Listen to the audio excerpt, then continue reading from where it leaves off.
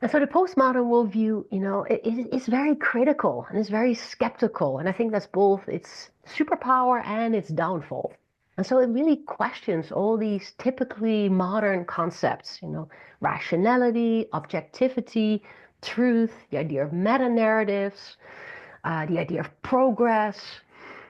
And it sees reality as socially constructed through paradigms and discourses. So there's no objective reality out there that we can study as was assumed in the modern worldview, but it is socially and subjectively constructed.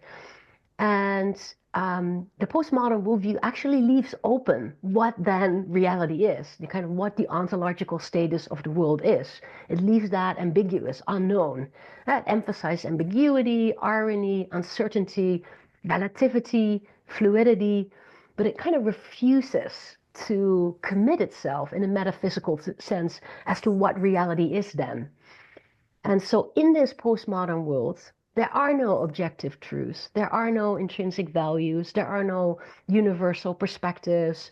There are no higher purposes. And, knowledge is local, it's contextual, it's subjective, it's relative, it's constructive. And any grand story of life, mind, or the universe is suspect and seen as an attempt at power and dominance, exploitation.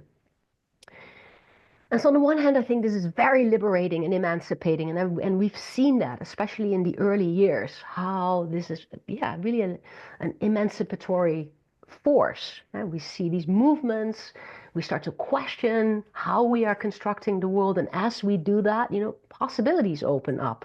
We can actually also construct it in another way. We can question these frameworks and construct other frameworks. And the popular idea that you can create your own reality or you can write your own story. And so that's very empowering, but at the same time, it also slips into nihilism and anti-realism. Yeah, it's a very relativistic perspective. We cannot, from this worldview, we cannot say that one perspective is better than another one. If we would do that, we would presume that there's some kind of objective viewpoint or some kind of universal perspective, and that doesn't exist within this worldview, within the framework of this worldview. And so, we're kind of bound to this nihilism.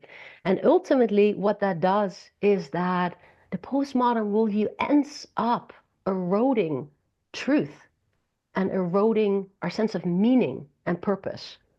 And we see this very clearly today, right? Arguably, this worldview has created the foundation for the post-truth world that we see today, and also for the meaning crisis and the sense of purposelessness and alienation that is so ever present in our societies. And I think this connection is really important to see also from a perspective of left-wing politics. And so the postmodern worldview, in that sense, also starts to sabotage its own ability to provide humans with a sense of meaning, which is, again, kind of its most important function.